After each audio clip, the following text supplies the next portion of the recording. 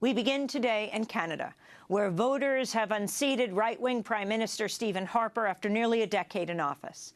In a surprise result following the closest election campaign in recent history, the centrist Liberals jumped from third place to a parliamentary majority. Liberal leader Justin Trudeau will become Canada's next Prime Minister. He's the son of the late Pierre Trudeau, who served in the same post for 16 years until 1984. Justin Trudeau celebrated his win Monday night.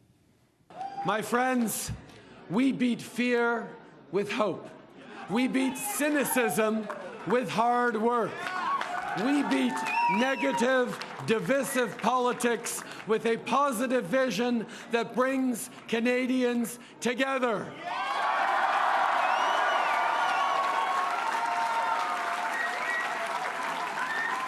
Most of all, we defeated the idea that Canadians should be satisfied with less, that good enough is good enough, and that better just isn't possible. Well, my friends, this is Canada, and in Canada, better is always possible. Thank you. Thank you very much. Merci. Merci. Canada's Prime Minister-elect Justin Trudeau. Stephen Harper's loss ends a tenure that saw him take 3 elections, despite his Conservative Party never winning more than 40% of the vote. Harper addressed supporters Monday night. Our country is one of the most enduring democracies in the world today. And today, for the 42nd time in 148 years, Canadians have chosen a national parliament. Well, tonight's result is certainly not the one we had hoped for. The people are never wrong. Canadians have elected a Liberal government, a result we accept without hesitation. I have spoken, friends, to Mr. Trudeau and offered him my congratulations, all of our congratulations, on his successful campaign. And I have assured him of my full cooperation during the process of transition in the coming days. A recent headline in The Guardian dubbed Harper, quote, the last remnant of George W. Bush in North America. Under Stephen Harper, Canada became the only country to withdraw from the Kyoto Protocol, the international agreement setting reduction targets on carbon emissions. Harper slashed the funding of Environmental Canada and scores of environmental programs. Federal scientists were barred from speaking publicly without permission, an edict that especially muzzled discussions of climate change.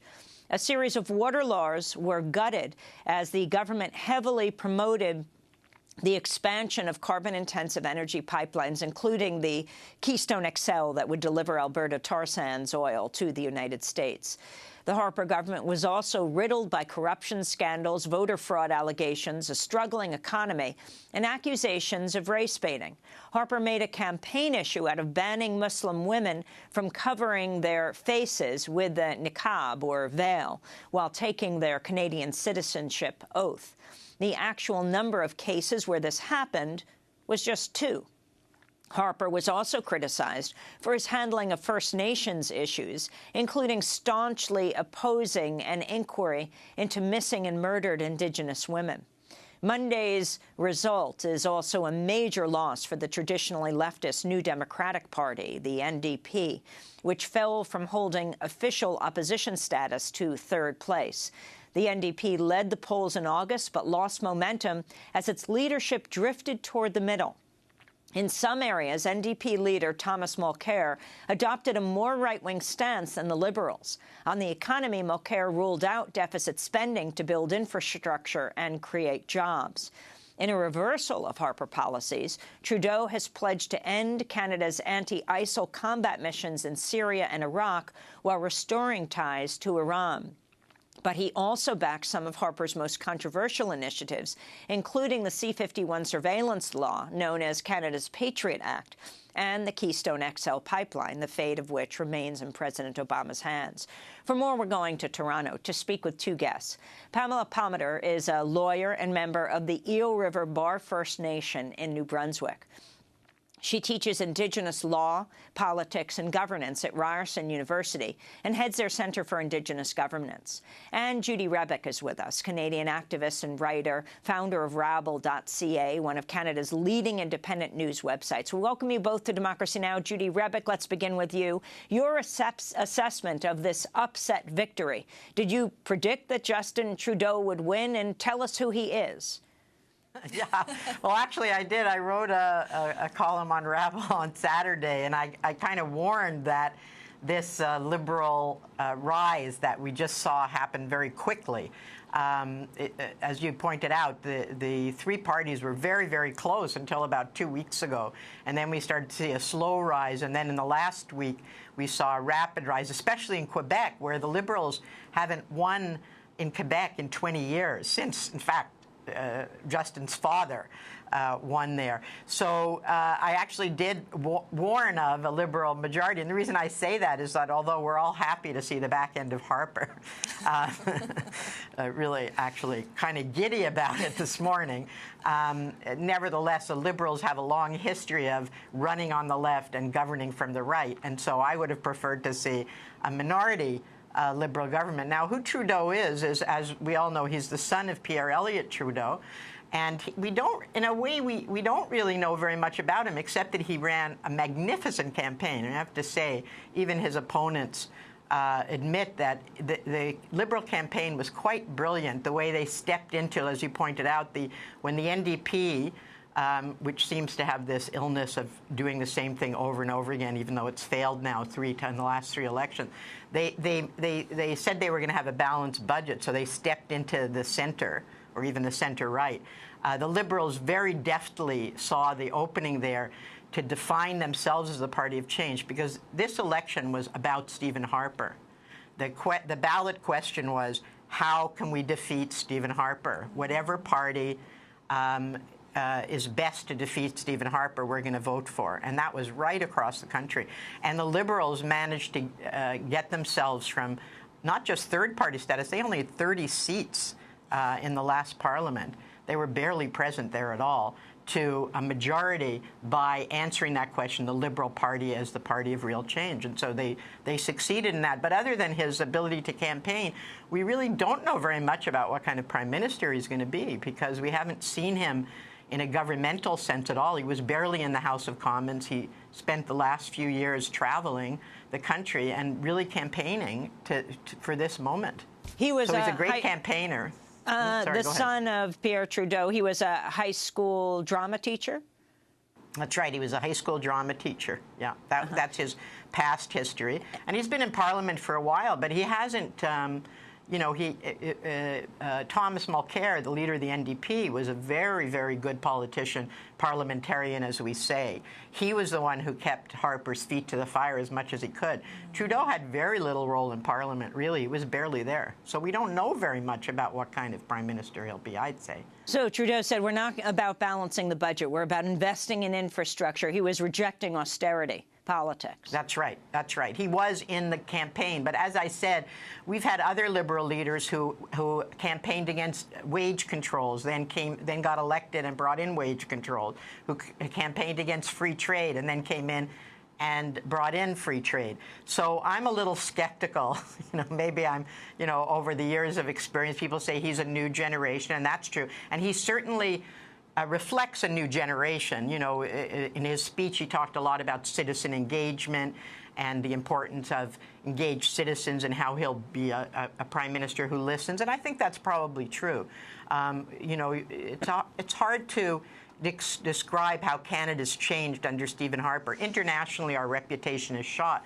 But also, as a country, we've always been able to pressure our governments. We've always seen, even under Conservative government, like I said, the one thing I could never forgive Stephen Harper for is he made Brian Mulroney look good, and that was a former Conservative. Prime minister that we all hated in the 80s, but at least you could pressure him. You could change his mind on things. Harper was very authoritarian. And Judy Rebick, the issue of pulling out of the anti-ISIS coalition that Justin Trudeau says he will be doing, what does that mean? Well, it means we wouldn't have fighting troops in the Middle East, in that area of the Middle East. What he wants to do is he wants to just do troop training of the opposition in Syria, the non-ISIS opposition. You know, it's all very murky there, as I'm sure you know better than I do. And so Harper, another thing that Harper's done is try to create Canada as a militarist state, which he didn't really succeed very much in doing. But, you know, all kinds of statues and all kinds of big celebrations of wars, this kind of thing that we never had before. And his policy in the Middle East of, even though Canada plays a very small role, nevertheless, joining the U.S.'s military adventures in the Middle East, where Canada in the past has sort of often taken an independent role. For example, we didn't support Bush's war in Iraq under Chrétien, who was a previous Liberal. Well, but Harper did. During his victory speech last night, Liberal leader Justin Trudeau addressed Indigenous issues. You want a Prime Minister that knows that a renewed nation-to-nation relationship with Indigenous peoples that respects rights and honors treaties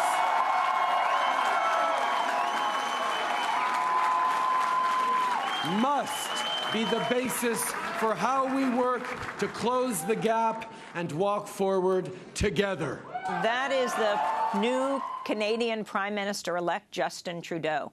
Pamela Palmater is with us also, Mi'kmaq lawyer and member of the Eel River Bar First Nation in New Brunswick.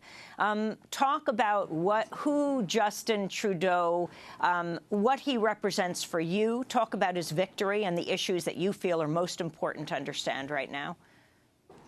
Well, I think, you know, for most First Nations, there's a collective sigh of relief that Harper's gone. I mean, like you said, he's been the worst environmental disaster, democratic right disaster, and he was the you know, epic enemy of First Nations. And so what you have with Prime Minister Trudeau is the possibility for change. He really has an opportunity to be a leader in First Nation issues, environmental issues, and democratic rights and freedoms versus a politician. So he has the opportunity. We have to give him a little time to see if he's going to do it. However, he does come from a very problematic Liberal legacy. His father was the one who introduced the 1969 White Paper, which would have essentially annihilated Indians and reserves and treaty rights and all of that, which was, you know, brought about massive national protests by First Nation leaders.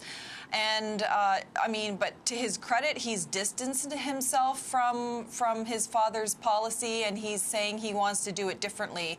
A nation-to-nation relationship, which is key for First Nations, because First Nations consider themselves to be sovereign with their own laws and jurisdictions. So he has an opportunity here to really talk about, you know, decision-making and sharing of lawmaking and things like that. But he also talked about very specific things. For example, the Truth and Reconciliation Commission's initial report had 94 recommendations. He was telling First Nations during the campaign that if elected, he would implement those recommendations. He was also in support of an inquiry for murdered and missing Indigenous women. And importantly, for many First Nations and environmentalists, he was also saying that he would respect the requirement that government has to consult, accommodate, and get the consent of First Nations before anything happens in our territory, and that in order to do that, he would remedy some of the laws that were abolished by Prime Minister Stephen Harper. Now, he didn't have a lot of specifics on that, but he's at least indicated that he's willing to look at those things like water protections and land protections and things like that. So that's very key for First Nations. On the program side of things, he's indicated a commitment to provide a couple $2 billion for First Nation education, which was a huge issue. Under the Harper government, Harper had only promised money if we had agreed to very paternalistic controlling legislation that violated treaty rights. There's no such condition on the new Prime Minister's promises. And he's also promised money for things like schools, and to address all of the water issues in First Nations. We currently have about 120 First Nations without clean drinking water in Canada at any point in time on boil water advisories, and he's actually committed that within a 5-year period to eliminate First Nations without clean drinking water. So that would be something that's pretty significant. However, we have to keep in mind, and this is why I'm very cautious about this government, that under the Liberal government, they're the ones who put the 2% cap on education and created this crisis in First Nation education. Under the Liberal government, they're the ones who allowed First Nations to go without clean water, some of them for decades, and murdered and missing Indigenous women is a problem that has been going on for decades, clearly unaddressed by the Liberal government. So while there's hope and there's possibility here for Prime Minister Trudeau if he really takes this and goes forward, we still have a lot of concerns just based on Liberal history. During a debate in August, Justin Trudeau expressed support for the controversial Anti-Terrorism Act of 2015 known as the C-51 surveillance law. It's called Canada's Patriot Act. The government of Canada and the Prime Minister is expected to do two things by Canadians. The first one is to keep us safe. The second is to uphold and defend our rights and freedoms.